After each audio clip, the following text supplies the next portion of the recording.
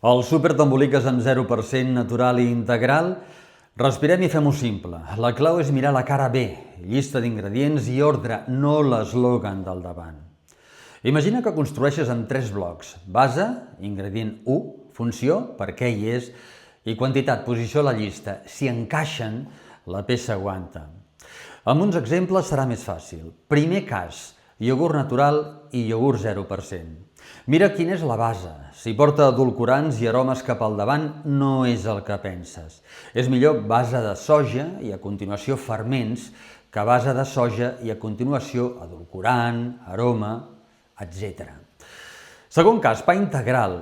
Busca farina integral com a primer ingredient i percentatge integral superior o igual al 70% si el declara. Que aparegui farina de blat integral davant de farina de blat és una bona pista. Tercer cas, galetes sense oli de palma. No n'hi ha prou amb l'eslògan. Mira que l'oli s'especifiqui. Oli d'oliva, girassol alt oleic, no olis vegetals genèrics. Avui escull un producte i gira'l. Comprova el primer ingredient i si l'oli està especificat. I recorda, no cal fer-ho perfecte. Amb 3 girs a la setmana ja guanyes claredat.